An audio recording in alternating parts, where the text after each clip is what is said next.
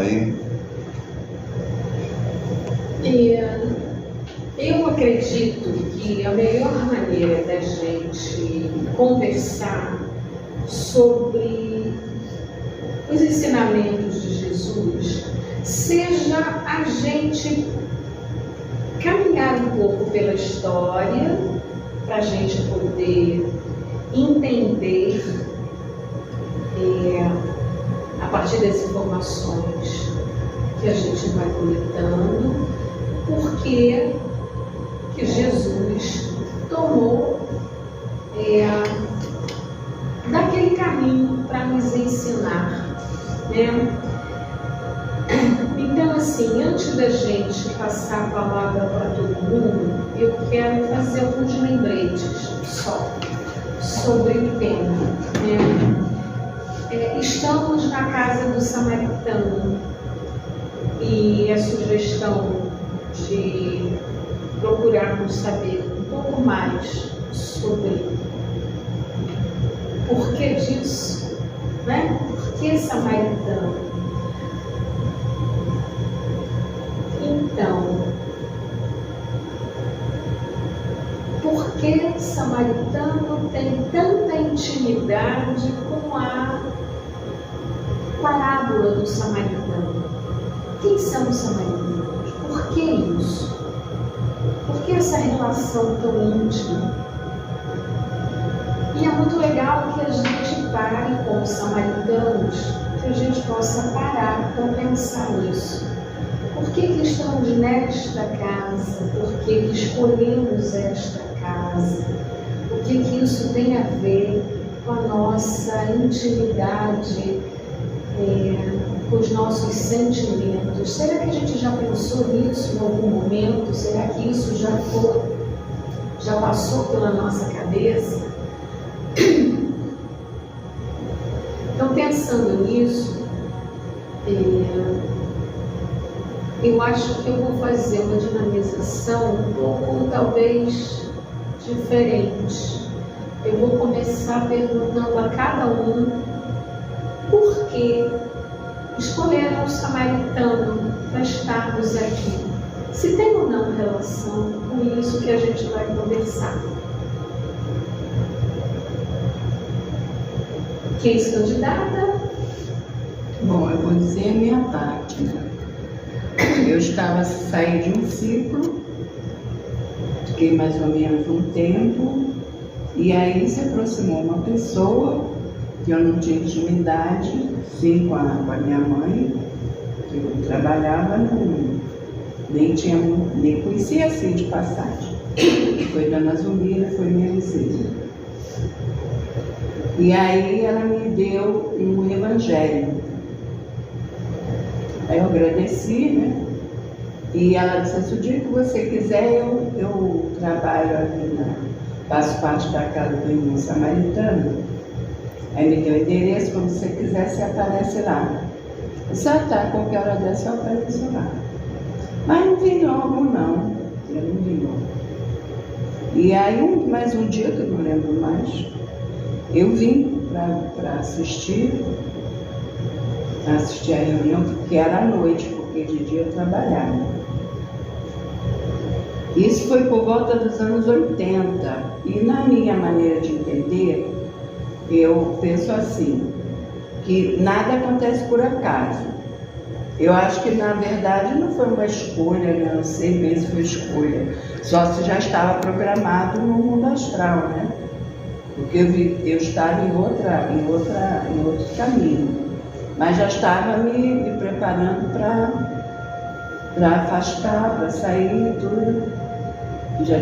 O ciclo já tinha fechado lá naquele contexto, certas coisas, e aí eu estava esperando, bom, eu sempre esperei assim. Então, acho que eu fui chamada, né? Não sei. Aí comecei a vir na assistência. Comecei a vir na assistência há algum tempo. Um dia a Nilva me chamou. Eu gosto muito de fazer amizade com todo mundo, né? E aí ela me chamou, a gente fez logo amizade. Ela assim, vem, Ruth, vem. Chamou para o trabalho. Aí eu disse assim. Aí eu expliquei a ela, não, mas eu Estou em outro caminho, estou terminando o ciclo, mas eu não estou acostumada com esse tipo de trabalho. Aí eu comecei a contar assim, olha, nada muda. É tudo a mesma coisa, só que de uma outra maneira diferente.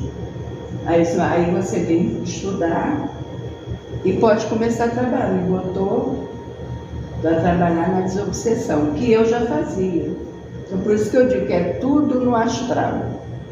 Está preparado. No momento, porque eu vim morar aqui em 72, 73, eu era lá de Mãe Nazaré, trabalhava lá, e só nos anos 80 que eu vim para cá.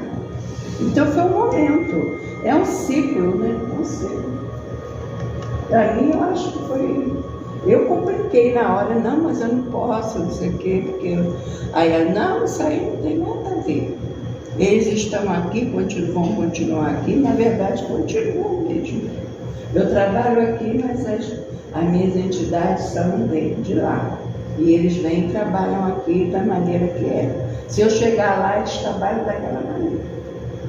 É tudo bem feito, a gente é que cumpre. Não tem diferença. Não tem diferença. E aí? Eu tenho uma história parecida, né? Deixa eu lá. Deixa eu falar. Eu acho que se é bom samaritano, teria que estudar a palavra. Samaritano. Então tem significado, assim, coisas que são relacionadas.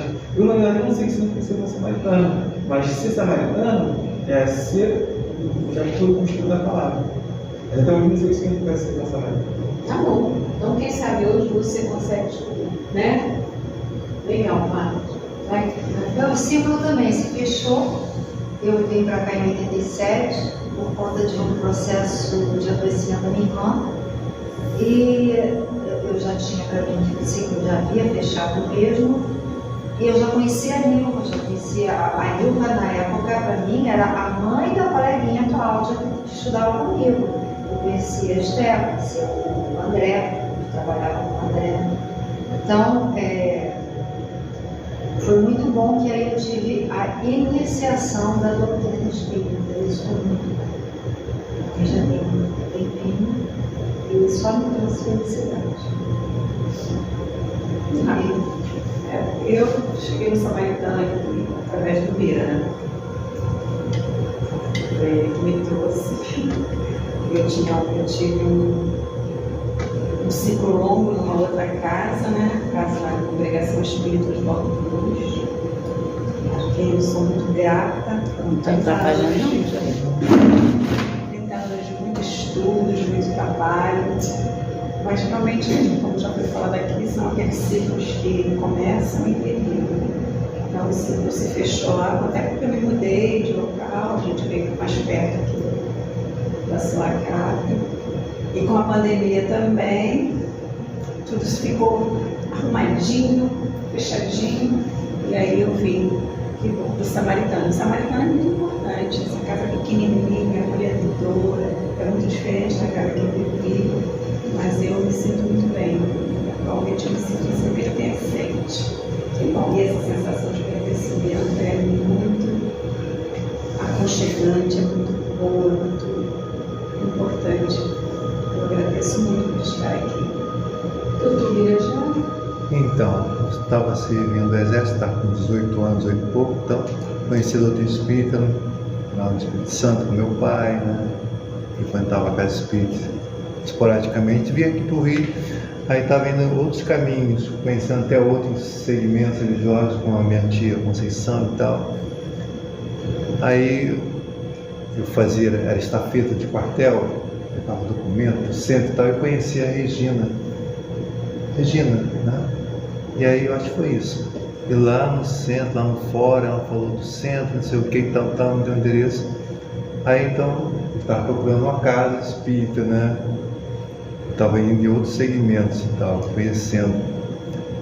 E aí eu vim, peguei o endereço, só que eu saltei lá na ponte, lá no quartel da base aérea lá embaixo.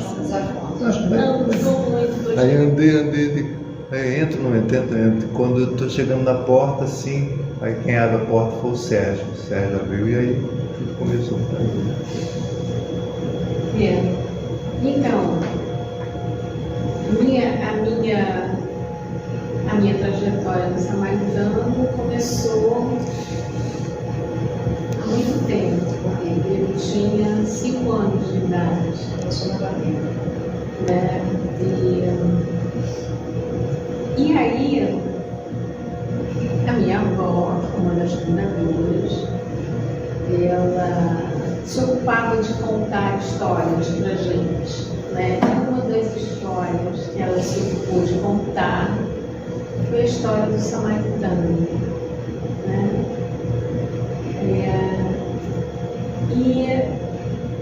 E eu vou tentar de alguma forma, talvez, homenagear minha avó, tentando não ler a história como ela está no Evangelho, mas falando da história do samaritano com o meu coração, com toda a gratidão que eu tenho por essa casa, de um longo tempo, de muitas situações que me fizeram superar muitas dificuldades e ainda promovem em mim muitas reflexões acerca daquilo que eu ainda preciso modificar em mim. E a parábola do samaritano me convoca a pensar nisso com muita seriedade, com muito carinho. Primeiro, assim, como eu falei inicialmente, a história, né? E por isso a gente está tentando reconstruir a história de cada um. A história é importante para a gente poder entender de que ponto parte essa experiência narrada por Jesus, esse ensinamento que chega até nós. Vamos localizar, então, com as minhas palavras, de uma forma mais livre, a origem dos samaritanos. Tudo bem? Dos samaritanos e samaritanos. Um povo que vive até hoje ainda. Na verdade, os samaritanos são pertencentes a uma das tribos de Judá, um povo judeu, que das 12 tribos que formam esse povo, ele tem essa representação.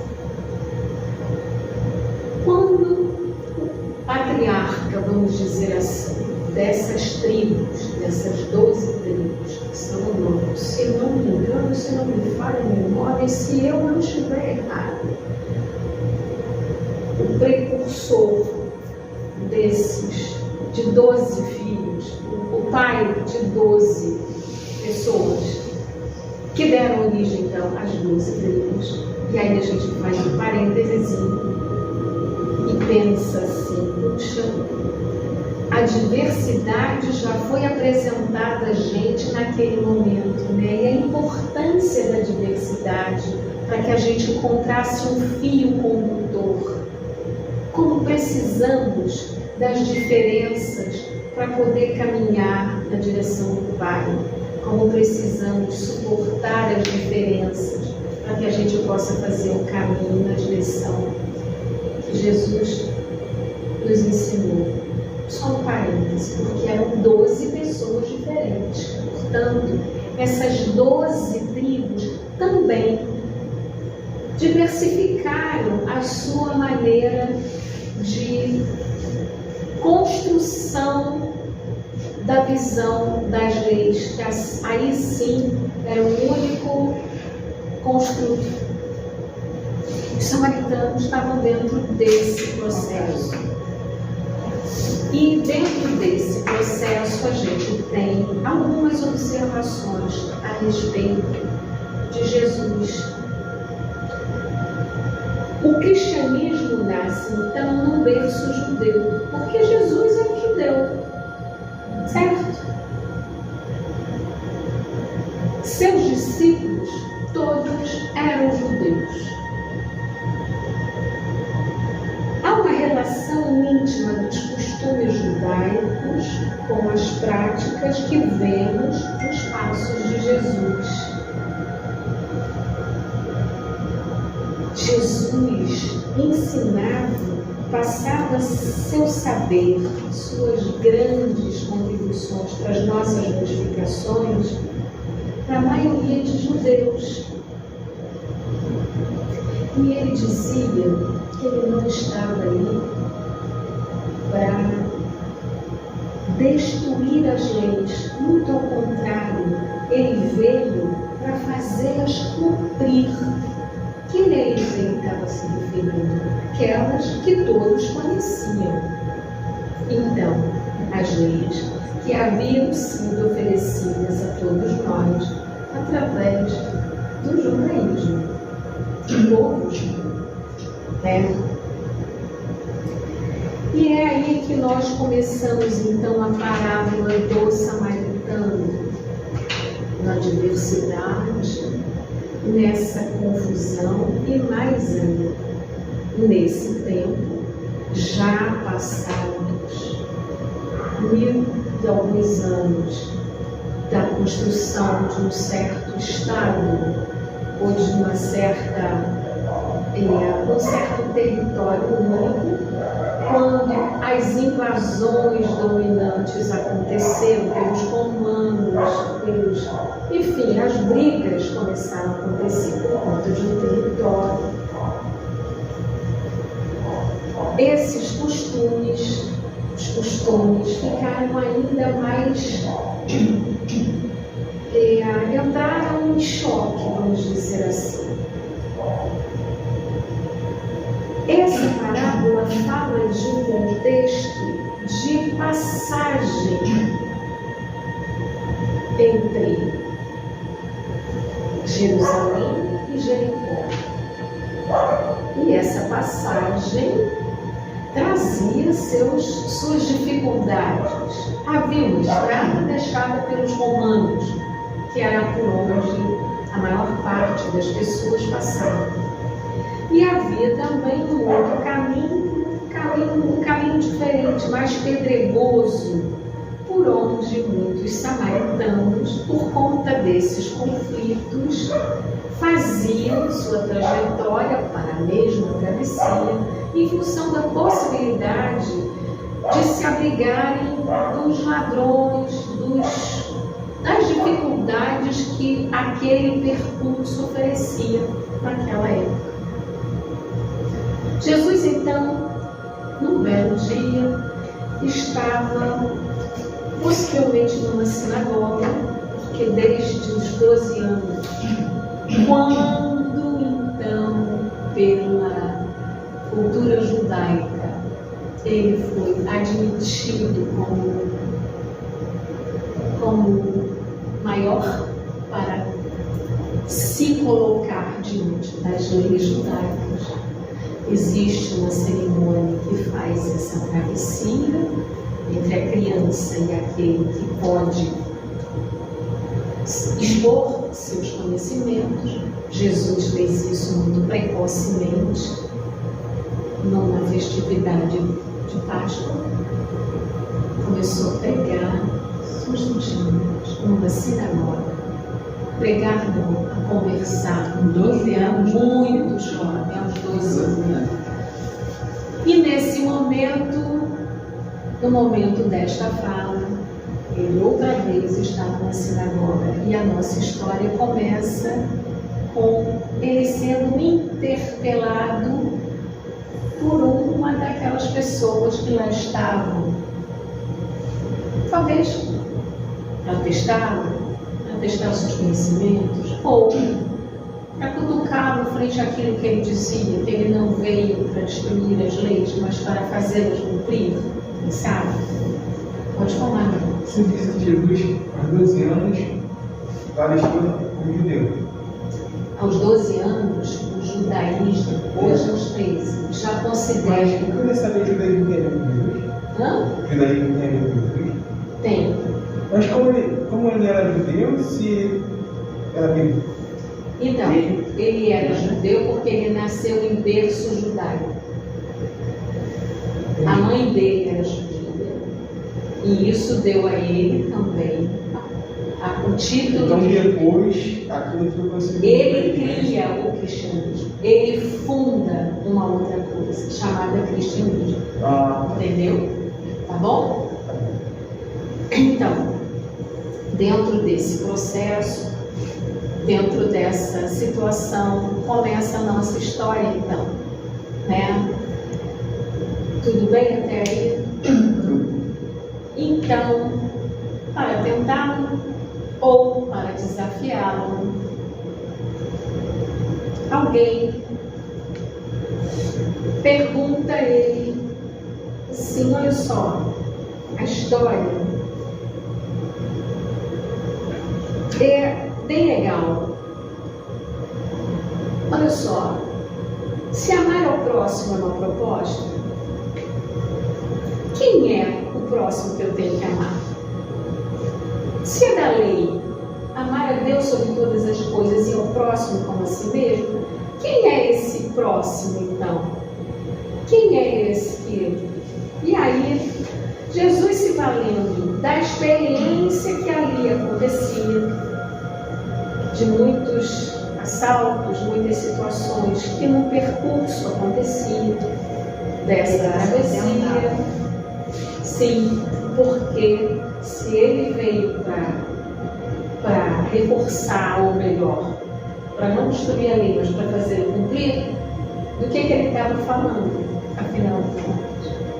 Então, ele chama a realidade local, a realidade vivida naquela época, e fala, então, olha, um homem fazendo a travessia desse percurso foi então assaltado, ficou muito mal, muito machucado, semi-morto no meio dessa estrada. Passou então um sacerdote que, olhando para ele, possivelmente até se apiedou, mas seguiu o seu caminho. O levita fez a mesma coisa.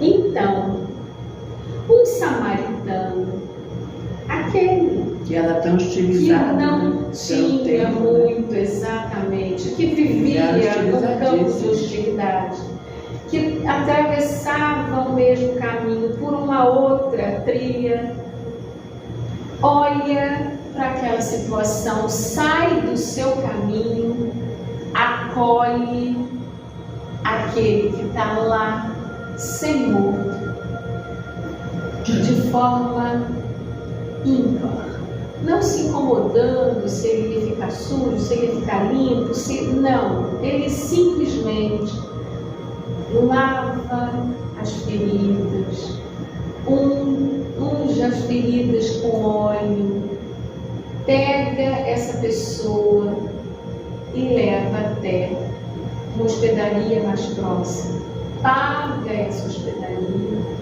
e ainda diz para o hospedeiro: olha só, se passar do valor que eu estou te dando, na volta eu acerto contigo. Aquele que ouvia essa história, talvez tenha ficado sem entender por que a história estava sendo contada dessa forma. Quando Jesus, então, lhe devolve em pergunta a questão feita a ele próprio: quem você acha que foi o próximo? Um dos três. E aí? E é evidente que a resposta só podia ser uma: o samaritano. Eles eram muito hostilizados, né? Porque eles não tinham religião alguma e eles abominavam aquelas hipocrisias, aquelas coisas que tinham da época de religião. Eles não se ligavam em religião, a religião deles era praticar. E mais ou menos. É mais ou menos isso, mas mais ou menos. Mas eles seguiam as leis. Não, eles não seguiam, eles eram meio Meio rebeldes. Eles tinham um olhar um pouco diferente para aquilo que todos recebiam. Aí eles eram seguiam, considerados rebeldes. Eles tinham o próprio idioma deles, eles tinham a própria forma de tomar a lei, de interpretá-las. Eles tinham, sim, uma crença, né? Não eram ateus, eles seguiam os preceitos Deles. que eram fundamentados também no judaísmo, né? Mas essa nossa questão é a questão central, assim, né? Será que nós entendemos essa lição? Será que a gente ainda não se pergunta quem é o nosso próximo? Será que a gente já tem certeza de quem é o nosso próximo? Será que a gente já atua como samaritano? Eu me esforço o máximo, que eu gosto de fazer. Deixa passar na rua assim. Eu posso falar sem achar que eu sou, mas é uma coisa minha isso. Eu não sei se é de família, sabe? É minha, não, mas na minha família também. Sua aquisição. Tem muito essas coisas, né? Tanto as duas, que eu tenho duas famílias. Peraí que eu vou te dar um café aí, o meu tio, da minha tia. Você para de ser irmã Paula, de ficar dando café. Peraí que eu vou te dar um café, o pessoal da Colume, entendeu? E todos nós, minha mãe era assim, todo mundo era assim. E eu tenho isso comigo, eu já estou me incomodando porque o cachorro está ali. Ela cuida do cachorro. Mas é só que eu não posso mais. É o meu próximo. Então, Eu posso comprar ração e ficar botando ali para ele. Entendeu? Mas fazer o que eu fazia. A última que eu peguei estava ali no meio do trânsito, descendo um monte de carro, eu me meti lá para apanhar ela pequenininha, na Duquesa. Depois eu tive que dar para o meu sobrinho, porque não podia ter cachorro. Mas o que significa para irmão samaritano para você? irmão samaritano? Irmão samaritano. Então, é esse socorrista que a gente acabou de falar. Aquele que socorreu aquele que estava caído na sobre história de Jesus. Sobre o óleo, né? Sobre o óleo. Isso, passou óleo nas feridas, tá? Fechou. Vai. Não? Mais ou Quem é o menos? nosso próximo? Quem é? Será que a gente essa eu acho que é uma questão que a gente não tem uma resposta ainda completa, né? A gente já Lógico. colocou. A gente está se aproximando um pouquinho, né? Isso. A gente já traz isso. Então, a nossa casa, se a gente for olhar para a condição da nossa casa, né? A gente experimenta aqui o acolhimento de todos, mas isso faz parte da doutrina dos espíritos, né? Isso a gente aprende na doutrina dos espíritos. O samaritano talvez tenha um pouco esse lugar que a Ruth e que a Fátima colocaram aí, né? Pessoas que vêm de outras situações, né? Você veio também da doutrina espírita, né? Você veio com uma base doutrinária. Bira também, né? Mas assim, muita gente chega aqui sem contato com a doutrina, né? E ainda assim é recebido. Tem muita gente que já passou sem por problemas, aqui, né? que é daqui E é também. convidado à prática, porque uma das coisas que acontece também no judaísmo, isso é uma coisa legal da gente pensar, por que Jesus, né? Por que ele nasceu lá? O que aconteceu? Podia ter nascido em outro lugar, né? Mas nasceu Já lá. foi programado para É. isso também.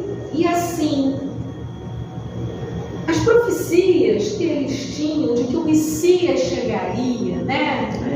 E de que de lá sairia, Sabe então, que era um rei. uma certa... O mundo tomaria ciência de uma certa situação necessária ao nosso progresso. E isso de fato aconteceu. Porque foi a partir de tudo que foi vivido pelo cristianismo que o mundo passou então a conhecer até mesmo o judaísmo, né? Na correlação. Isso é muito legal da gente poder pensar. Agora, em relação ao nosso núcleozinho, a nossa casa, né? Quando a gente começa a estudar André Luiz e a sua obra, e quem espiritualmente se responsabiliza pela condução desta casa é André Luiz. Esse trabalho de condução foi dele o tempo todo, né? E aí, essa diversidade cabe aqui. Podemos ser apenas transeuntes. Quantos já passaram por aqui e levaram daqui uma semente, e a partir daqui seguiram seus caminhos, né? Mas quantos foram socorridos aqui? E o tipo de trabalho. E de uma maneira absurdamente... A maneira de se trabalhar também. Livre de uma situação de, sei lá, de imposição ou de necessidade disso ou daquilo. Não, simplesmente vamos caminhar. Se a gente for tomar também a oferta do nosso trabalho, um trabalho que durante muitos anos uniu essa casa de uma forma absurdamente incomum, que nós crescemos, tá? Que foi o que a gente recebeu como oferta para o nosso crescimento, que foi o Cristo Consolador, foi o projeto Cristo Consolador, que fez com que a gente olhasse mais uma vez para a diversidade, para o sofrimento, de uma forma ampla, absurdamente ampla, da necessidade da compreensão desse sofrimento para poder cuidar, sem preconceitos. Muita gente caída na estrada. E quanto isso foi importante para cada um de nós. E era muito trabalho, muito trabalho. E essa pequena casa conseguiu, como samaritano, cumprir sua trajetória, né? E vem cumprindo, né? Embora uma pessoa que é na casa material, né? Física. E está lá o Cristo Consolador, né? Como um projeto nascido aqui, num tempo em que pouco se falava ou nada se falava sobre a dependência química nas casas espíritas. Acho que nós fomos pioneiros nisso, né? E fomos pioneiros porque recebemos na espiritualidade esse toque. Olha só, temos aí uma questão que precisa ser cuidada. Vocês topam?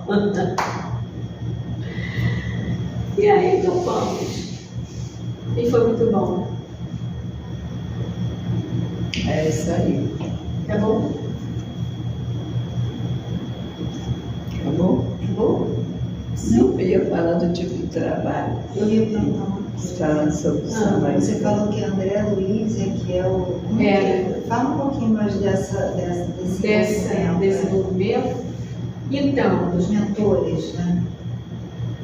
Eu era muito criança. Deixa eu tentar fazer um corte que, né, de onde eu comecei a entender um pouco isso. O primeiro presidente, o fundador, o primeiro presidente da casa foi seu Jaime. E naquela época, acho que foi o primeiro núcleo de socorro foi a própria família do seu Jaime. Ele viveu um processo obsessivo importante e então seu Garibaldi, minha avó e minha mãe nessa época tinha saído também de uma situação espiritual bastante delicada, onde ela própria conseguiu, com a ajuda espiritual intensa, se harmonizar, mas foi nesse núcleo em que houve talvez a primeira comunicação anunciando então que o mentor, não necessariamente com o nome, mas que o mentor tinha a ideia de que esta casa seria uma casa socorrista, né? Que o núcleo que estava se formando seria então uma unidade de socorro. Posteriormente, eu acho que a primeira comunicação do André Luiz, eu acho que eu tinha na casa dos 10, já foi aqui na nossa casa, onde aconteceu uma situação. Na verdade, foi antes um pouquinho. O centro ia ficar sem espaço para acontecer nas reuniões, para acontecer. E aí houve então uma manifestação dizendo que a gente se tranquilizasse, que a gente não ia ficar sem espaço. O espaço ia aparecer. Aí a minha avó falou: gente, estava ali na Dona Roberta, ela precisa da casa, vem para cá. Aí a gente saiu de uma garagem maior para um cômodo, onde a sala da minha mãe, só aquele pedacinho. E tinha uma porta do lado de cá, e já naquela época o corredor ficou, mas não tinha uma entrada específica, a entrada era pelo nosso quintal. E as reuniões aconteciam ali, e como havia sido previsto pela espiritualidade, a gente não ia, o centro não ia acabar, não ia. Era só um momento difícil. E a partir daí, então, as orientações espirituais foram acontecendo. Ali a gente já contava com a equipe de Bezerra de Menezes nos processos de cura, naquela época se chamava assim, cura espiritual, né? E o próprio Bezerra de Menezes, algumas vezes, através da minha mãe, vinha para executar o trabalho. E era muito interessante, porque alguns médiuns videntes, a escuta Laís, filha do senhor Antônio Fernandes, que foi nosso tesoureiro durante muito tempo, ela algumas vezes pôde ver, né, Bezerra de Menezes. André Luiz, ele manifestou-se já aqui algumas vezes, e com a gente tinha alguma, eu não me lembro exatamente quantas vezes, mas o Lealda, algumas vezes, ele próprio veio para nos orientar, orientar o trabalho do Lealda. E a gente só sabia que era ele depois com a minha mãe, porque ela dizia: não, foi ele que me entregou. Porque ele próprio não anunciava nada, ele ficava na dele. Então, assim, a orientação que a gente sabia que era ele, que ele próprio se anunciou para a gente como mentor do trabalho de socorro, né? Então, muito bem.